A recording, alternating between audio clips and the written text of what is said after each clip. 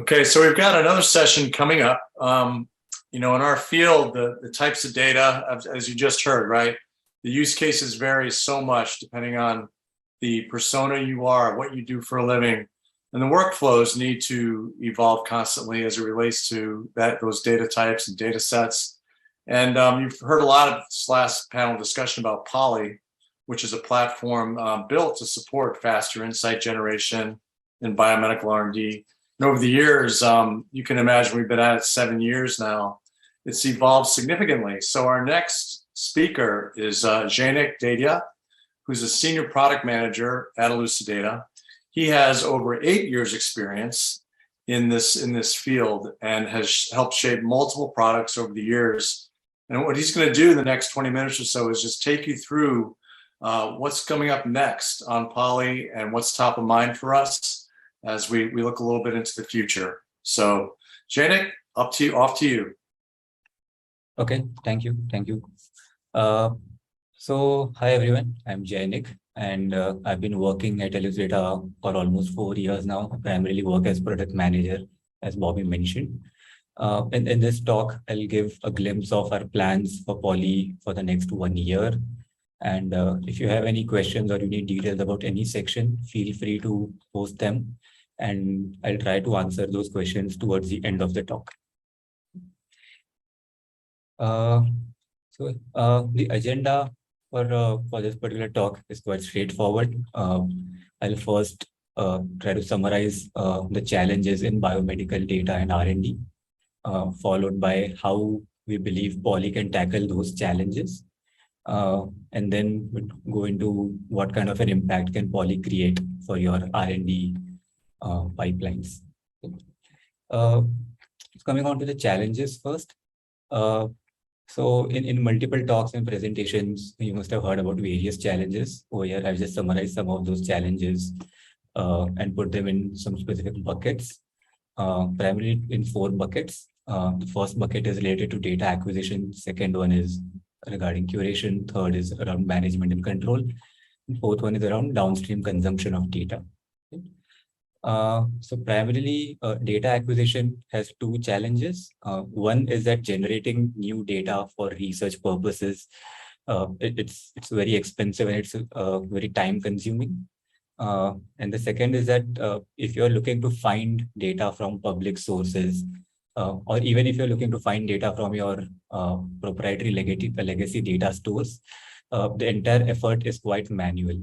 Right? Curation challenges primarily involve data being unstructured in multiple formats, metadata not being harmonized, same information might be represented with multiple different terms, and so on and so forth, which makes it difficult to search for relevant data sets for your research problem at hand. The other problem is also that there are not many tools which are available out there for structuring and curating data in a consistent format. Right? Coming on to data management related challenges, more often than not, data is stuck in team level silos and is seldom reused by other research groups in the same organization. And it is quite difficult to manage access for sensitive data because it comes with some additional restrictions. For downstream consumption related things, the primary challenge is that if the data is stored in complex directories and folder structures, it becomes quite difficult to access. And also there are not many straightforward ways to integrate your data with the downstream tools. Right? So these challenges eventually hamper in downstream analysis as well as any AI initiatives you might want to take up in your drug discovery process. So how does Poly look to tackle these challenges? So primarily, the way we are looking to tackle these challenges are through a data-centric approach. What I mean by data-centric approach is that Poly would primarily focus on data, making it findable, making it easy to store and manage, making it very easy to consume data at the end. Right? And the slide that's present over here is showing the proposed journey that we want to enable you to be able to accomplish by yourself. So in this entire journey, the first part would be acquiring relevant data for your research problem at hand. So you can browse through public and premium data, which is already available on Poly, find whatever is relevant for you, combine that data with your proprietary data, curate and structure all this data in one particular consistent format using the same vocabularies throughout, and then store that data in something that we call as omics atlases. Right? Once this data is stored in omics atlases, this can be consumed for downstream purposes very easily. Let's look at some of the details of this entire journey. Okay? So the first part of the journey is primarily aimed towards acquiring relevant data. So on Poly, we plan to have over 5 million curated data sets with varied data types. These would include omics, structural chemistry, drug screen data, drug toxicity, and so on and so forth. Okay? Along with this public data, we also plan to put out a lot of premium clinical data that we could get from our data partners, such as hospitals, some research foundations, some government initiatives, and so on. This data, the clinical data, is generally not very easily available in the public domain. And more often than not, we have seen that most R&D organizations try to generate this data in-house by themselves. So by making these public and premium data available in a consistent curated format, that would enable the researchers to find relevant data quickly for their research needs. So this would eventually reduce the cost and time involved in generating data, conducting experiments, because certain data might already be available for you, and you may not need to perform experiments and generate new data. And for clinical research specifically, your clinical research can get a boost because there will be some clinical data which will already be available for you, and you do not need to generate all data from scratch. Along with these data sets, we also plan to put out an exhaustive database of compounds with the structural information so that it can help with toxicity and admit prediction. So this would eventually lead to an acceleration in your search for novel chemicals. Right? Moving on to the next part of the journey, which is curation. So for curation, we plan to enable curation through an augmented intelligence system. For those who do not know what augmented intelligence means, the actual definition is that it's a design pattern for human-centered partnership between humans and AI. Or in simpler words, it's a technique where AI aids humans to accomplish certain tasks or certain work that they have to get done, rather than replacing the humans completely from the loop. In context of curation, how we plan to enable this is that humans or curators would have to curate certain samples by themselves initially. And once this number of curated samples reaches a certain threshold, Poly's automated system would start curating all the other samples by itself, looking at the kind of curation you have done by yourself. And along with the curation, it will also start assigning confidence score to each and every curation. How that confidence score helps is that wherever the model or Poly is very confident about the curation being accurate, there is no need to show that curation to humans. But wherever confidence score is below a specific threshold that you have decided, those data sets would go to human experts, and human experts can change the prediction from Poly. Right? And then that curation can be added onto those samples. In turn, what happens is Poly would start learning from whatever predictions have been changed, and it would start predicting curations much better for future data sets. As the number of samples which are curated increases, the confidence of model in curation would also keep increasing. By our estimates, we have seen that this saves about 80% of time in curating data when data is curated at scale. And by scale, I mean when you're curating hundreds and thousands of samples at the same time, right? The other output that you get out of this is that you'll have an ML model which has been trained on your data, on your curation, which would specifically work very well for your data. And you can then use this model to maybe build your own curation pipeline, which can curate data in a completely automated fashion without the need of humans in the loop. In certain cases, you might also have some sensitive data which cannot be taken out of wherever it is stored. Right? For example, you may have partnered with some hospital to use their data for research purposes, but due to some restrictions, let's say the data cannot be taken out of hospital servers. For those kind of cases, we plan to have a federated architecture on Poly. What that means is that Poly would contain a federation server, which would contain these ML models, which can be used for curation. These models can then travel from Poly to the server where the data is stored and curate the data there itself. In this way, your ML model would curate data in your data silos, which are present, without needing the data to come out of those silos or come onto Poly at all.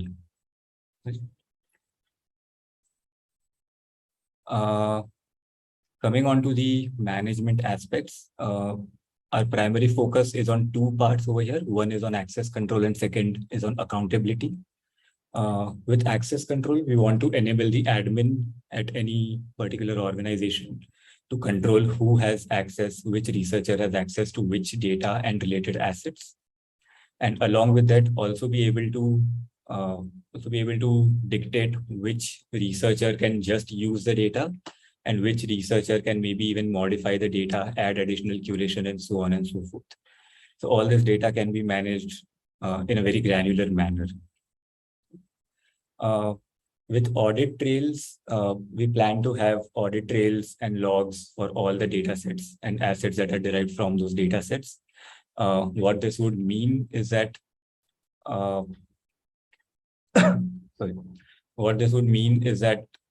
you'll be able to look at what has happened with each and every data set, who has access to which data set, which analysis was performed using the data set throughout the entire life cycle of a data set. Right?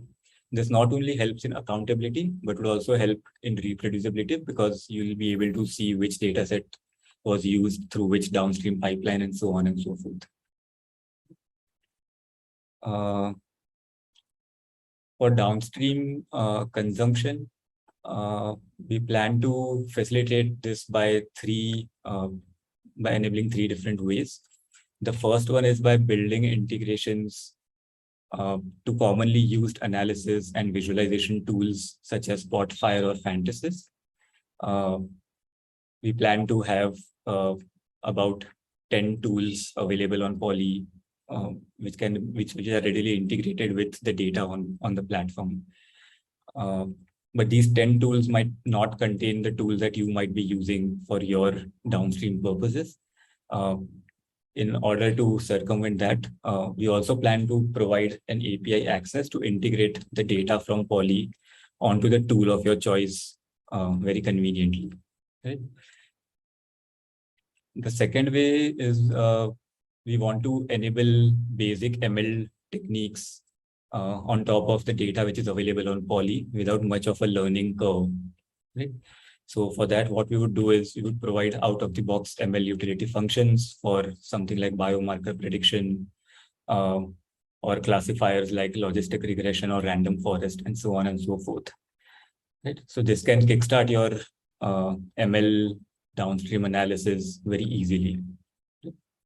The other advantage is that Poly has all the data, which is very well curated and ontology backed. So we can build a knowledge graph linking all the data together. And this knowledge graph can then be used to power search and recommendation. So it would be very easy for you to find data sets which are relevant to the data sets that you already have available, and you can use those data sets for your hypothesis generation or hypothesis validation. Okay? So eventually, what this means is that your entire end-to-end workflow for your R&D data would be on one platform, and it will eliminate the need to learn multiple tools and multiple platforms for your research needs. Overall, this entire process can have multiple benefits, but over here I would want to primarily focus on two benefits. First one being faster target validation and drug discovery. So since Poly's data is very well curated, relevant data sets can be found very easily and can be analyzed very quickly. Right? By our estimates, this can provide a boost of around 6 months in your entire drug discovery cycle. And assuming that about 7.5% of the drugs succeed in the clinical trial, this can give you a revenue lift of about 4% in the first year of the drug coming out. Right?